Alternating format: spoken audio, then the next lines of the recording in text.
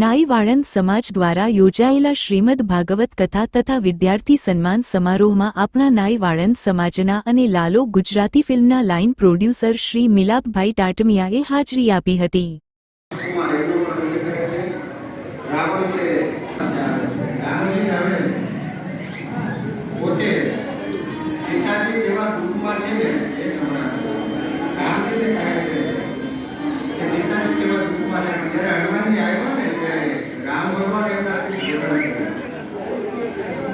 हनुमान जी ने એવું વ્યક્તિત્વ કે જેને ક્યાંય પણ ભરાઈ નથી રહી એવું વ્યક્તિત્વ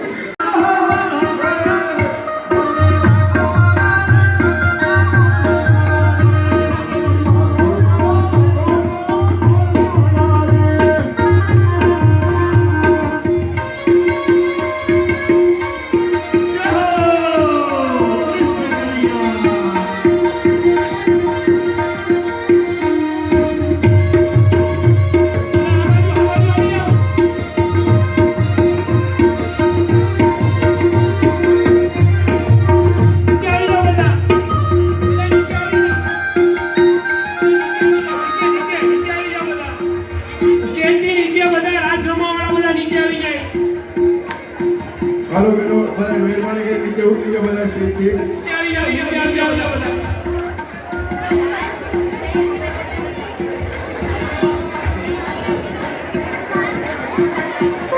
તમે બધા નીચે હું કરશો પછી રાસ ચાલુ કરશો ત્યાં સુધી રાસ ચાલુ કરશો નહીં મહેરબાની કરી અને સ્ટેજ થી નીચે ઉતરી જાઓ.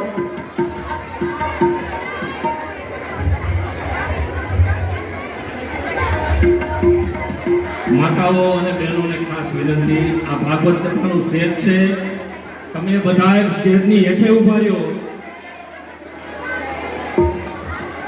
મહેરબાની કરીને બધા સ્ટેજની નીચે આવી જાઓ. મહેરબાની કરીને બધા નીચે વયા જાઓ. બધા બેસી જાઓ. હાલો બધા બેસી જાઓ. બધા બેસી જાઓ. બધા શાંતિથી બેસી નીચે. બધા બેસી જાઓ પ્લીઝ. બધા પોતપોતાની જગ્યાએ બેસી જાઓ. બધાને દર્શન થઈ જાય. બધા બેસી જાઓ પ્લીઝ.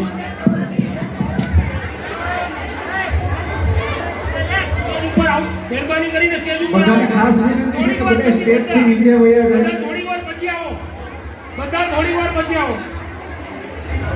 થોડી વાર પછી બધા આવો. હવે દરેક લોકો રાસ લેવો હોય તો પહેલા બેસી જાઓ. બધા લોકો બેસી જાઓ.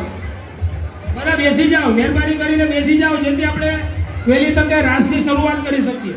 એકવાર બધા બેસી જાઓ શાંતિથી. કોઈનો અવાજ ના આવે ત્યારે રાસ શરૂ થશે. સ્ટેજ ઉપરથી બાકીના બધા લોકો નીચે આવી જાય અને બધા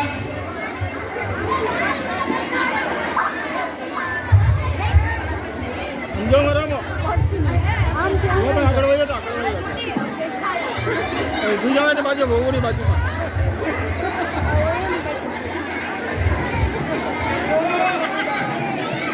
આ પહેલી કથા એવી છે કે જેમાં આ રીતે બેસાડવા પડ્યા છે. એટલી સેન્સ નથી બધામાં. આટલી કથાઓ કરી છે અમે. એમાં છેલ્લે તો હમણાં અમે સીધો કર્મ કરી. અભણ લોકોને પણ ના કહેવું પડે એવી રીતે બધા હતા.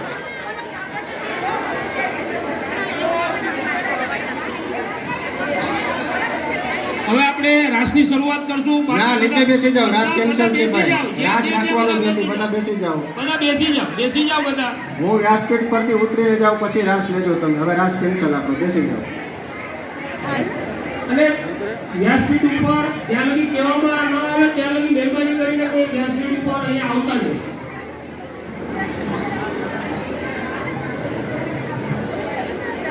તમારું છે ને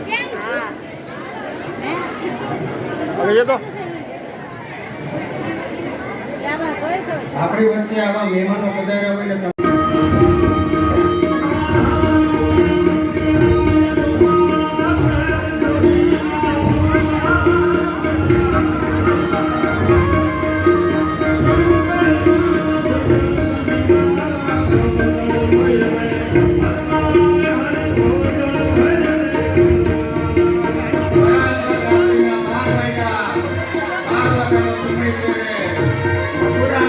ભગવાન છે ચતુર્ભુજ રૂપે પ્રગટ થયા છે. ચતુર્ભુજ રૂપે આવીને દર્શન લીધા છે. કૃષ્ણ કનૈયા એવા ચતુર્ભુજ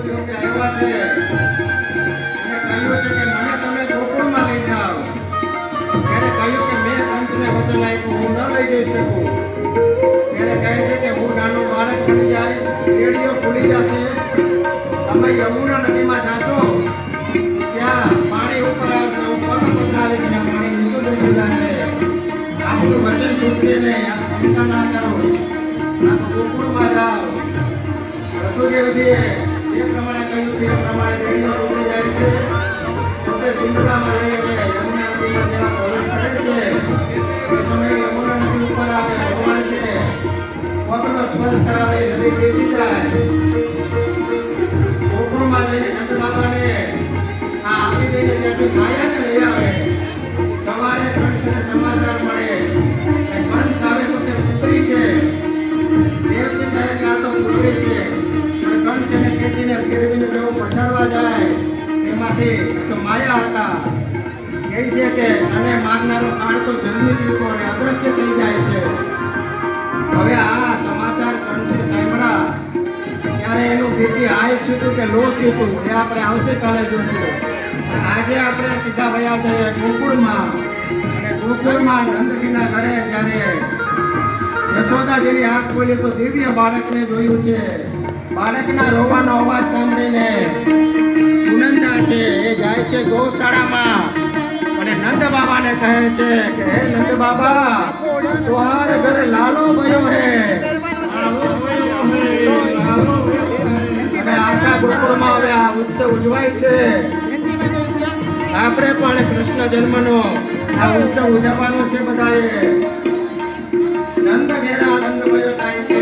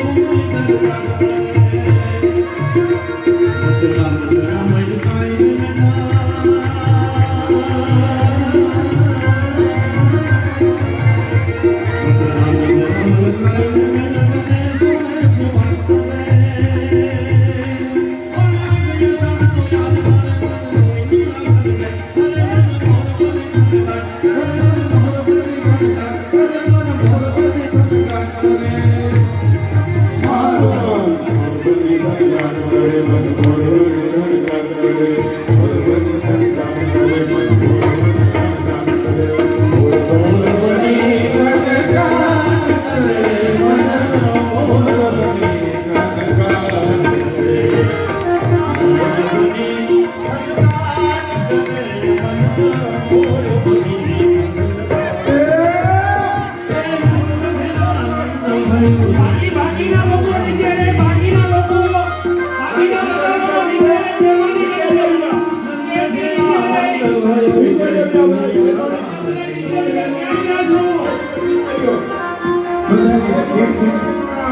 મહેરબાની કરીને કોઈ પેલો ઉપર ના આવે.